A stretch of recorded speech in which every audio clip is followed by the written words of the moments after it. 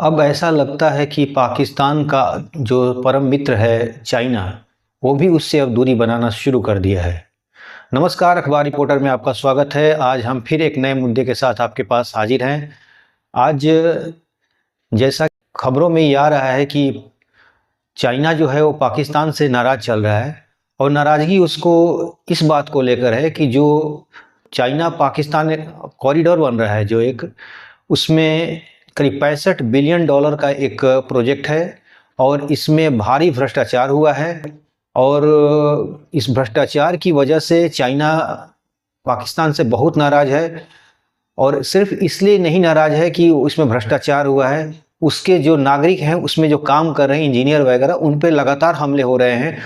और उस हमले में उन कई लोग मारे भी गए हैं जो चाइनीज लोग हैं, यानी चीनी नागरिक हैं, जिससे चीन काफ़ी खफा है। और वो पाकिस्तान पर इन हत्याओं पर, इन इस तरह के आपराधिक घटनाएं जो हो रही हैं, उन पे हमले हो रहे हैं, उस पर रोक लगाने के लिए पाकिस्तान पर बार बार दबाव डाल रहा है, लेकिन पाकिस्तान इस पर कंट्रोल नहीं कर पा रहा है, जिससे चाइना बहुत नाराज है।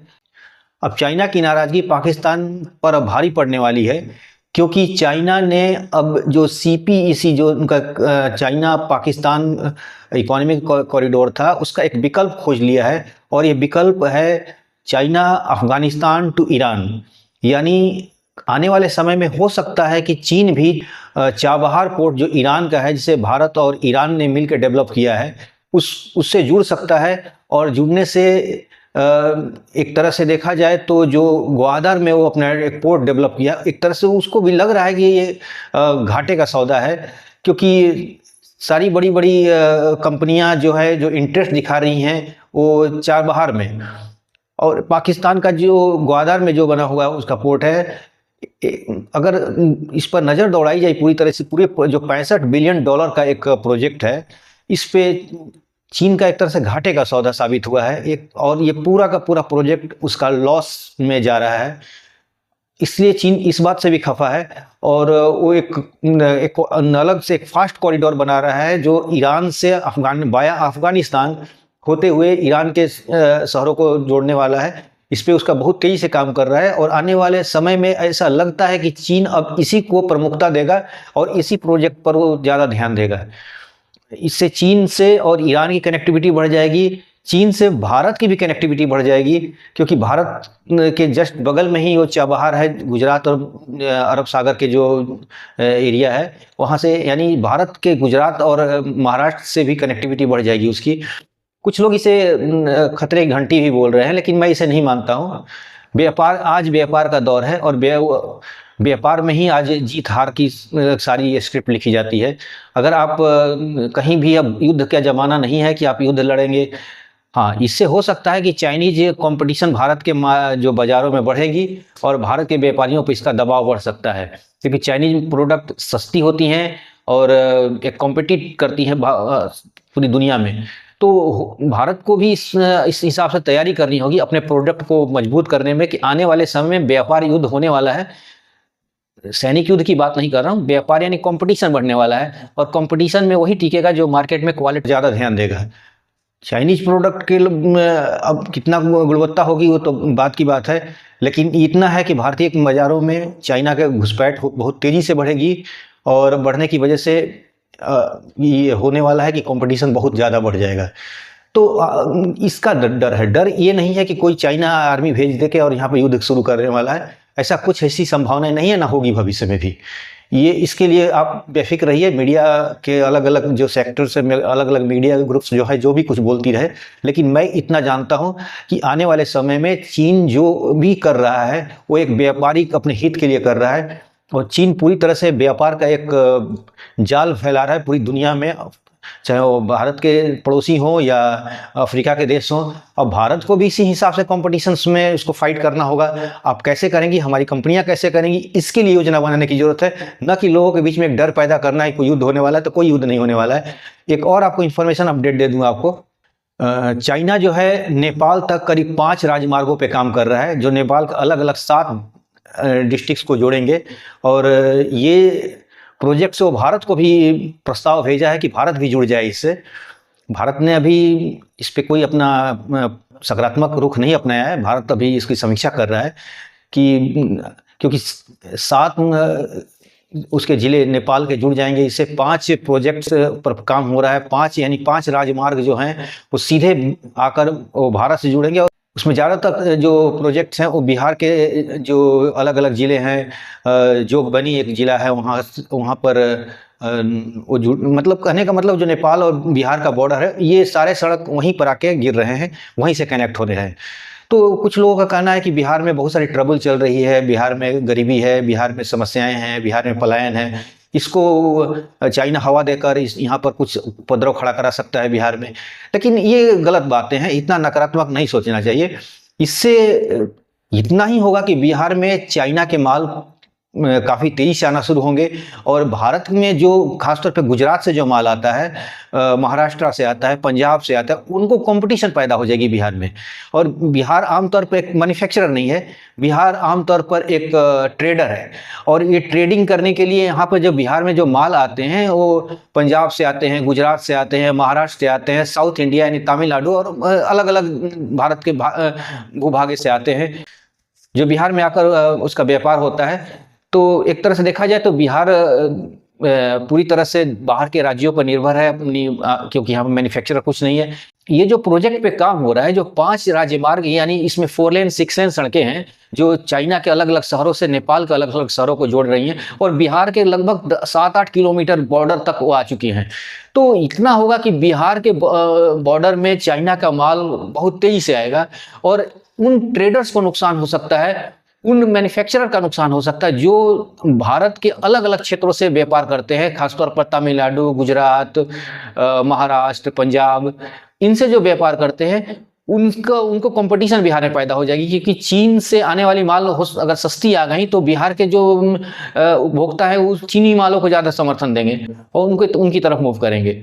इससे ये होगा कि चीन के माल से बिहार के बाजार पट जाएंगे। उत्तर प्रदेश के जो क्षेत्र है, जो खासतौर पर पूर्वांचल के कुछ क्षेत्र जो नेपाल से जुड़े हुए, गोरखपुर वगैरह एरिया, यानी लगभग ये एरिया, जो कहने का मतलब ये है कि जो नेपाल और उत्तर प्रदेश के कुछ कुछ क्षेत्र ये जुड़ जाएंगे। इस यहाँ पर चाइनीज माल पूरी तरह से हावी हो जाएंगी, खासतौर पर बिहार में चूंकि बिहार बिल्कुल मैन्युफैक्चरर नहीं है, और इसलिए चाइनीज माल यहाँ पर एक तरह से डंप होना शुरू हो जाएंगे।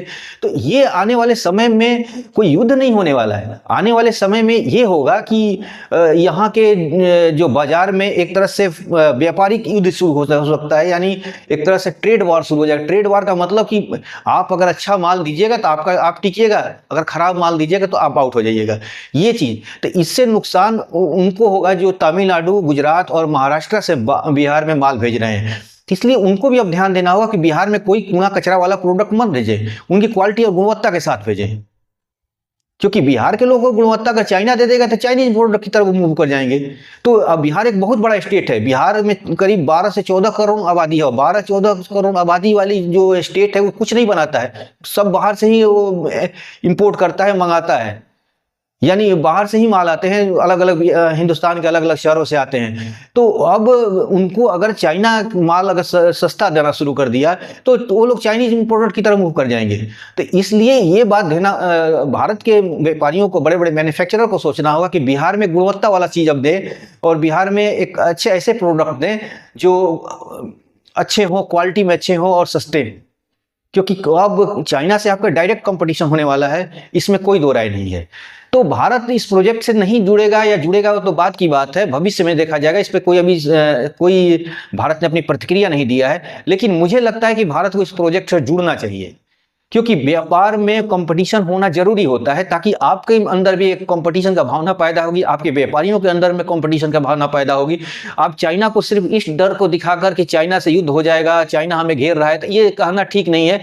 चाइना अगर श्रीलंका में अपना व्यापार कर रहा है तो श्रीलंका में वो हथियार गोला बारूद के लिए नहीं कर रहा है, वो भी एक तरह से उस मार्केट को यूज करना चाहता है, उस मार्केट पे कैप्चर करना चाहता है। क्योंकि श्रीलंका भी आमतौर पर मैन्युफैक्चरर नहीं, ट्रेडर कंट्री है, वो बाहर से माल मंगाता है और बेचता है। तो इसलिए उनको भी लगता है कि हमारे एक श्रीलंका के एक बहुत बड़ा बाजार है, पाकिस्तान का बाजार है, बांग्लादेश का बाजार है, नेपाल का बाजार है, तो बाजारों पे कब्जा करते जा रहा है। तो आप ये दुनिया को ये डर मत दिखाइए कि चाइना कोई आर्मी और सैनिक लेकर आकर हमला करने आ रहा है। चाइना व्यापार कर रहा है और ट्रेड वार कर रहा है, और इस ट्रेड वार में आप तभी टिक सकते हैं, हमारी कंपनियां तभी टिक सकती हैं जब अपनी गुणवत्ता और चाइना से कॉम्पिटिट करने के लिए उनके अंदर जज्बा पैदा हो।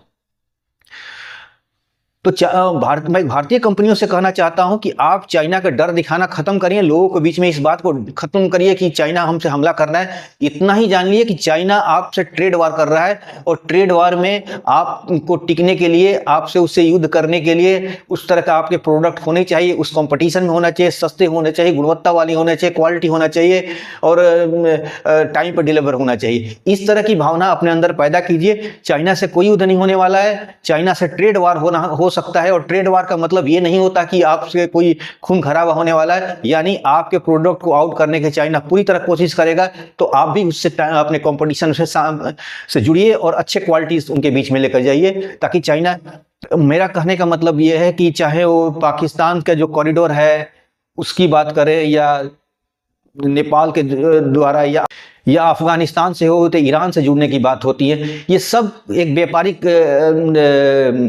रणनीति है अपने प्रोडक्ट को दुनिया के अलग अलग क्षेत्र में पहुंचाने का।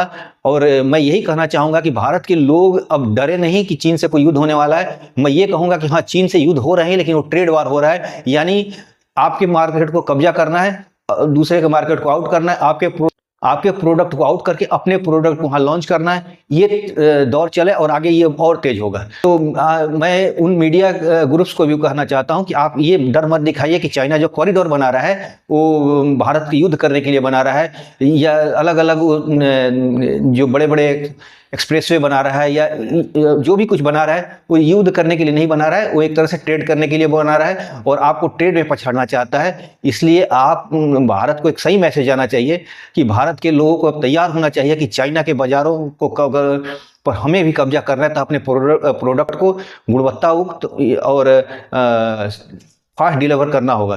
तो फास्ट डिलीवर के लिए हमें भी ऐसे कॉरिडोर बनाना होगा, हमें भी इस तरह के राजमार्गों पे काम करना होगा, और भारत सरकार कर भी रही है, ऐसी बात नहीं है। भारत बहुत सारे भारतमाला जो रोड प्रोजेक्ट है उस पर काम हो रहा है, इसमें कोई घबराने की बात नहीं है, धीरे धीरे हम भी आगे बढ़ रहे हैं। तो इसलिए ये कहना कि चाइना से कोई युद्ध होना, तो कोई युद्ध नहीं होने वाली है। मैं बार बार लोगों से कहना चाहता हूँ कि आप व्यूज़ के लिए ऐसा कुछ रूमर ना फैलाएं कि युद्ध होने वाला है। कुछ झड़पें तो होती रहती है दुनिया में।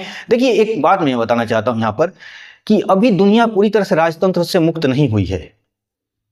आज भी राजतंत्र का बहुत सारी समस्याएं आज भी ट्रांसफर होकर आज के आधुनिक युग में भी आ चुका है। चाइना और पाकिस्तान का जो इशू है, जैसे भारत और पाकिस्तान का जो इशू है, वो भी एक ऐतिहासिक मैटर है। सबको जानते हो कश्मीर वाला मैटर क्या है। अगर चाइना और भारत का जो बॉर्डर इशू है उसमें भी एक ऐतिहासिक पहलू है।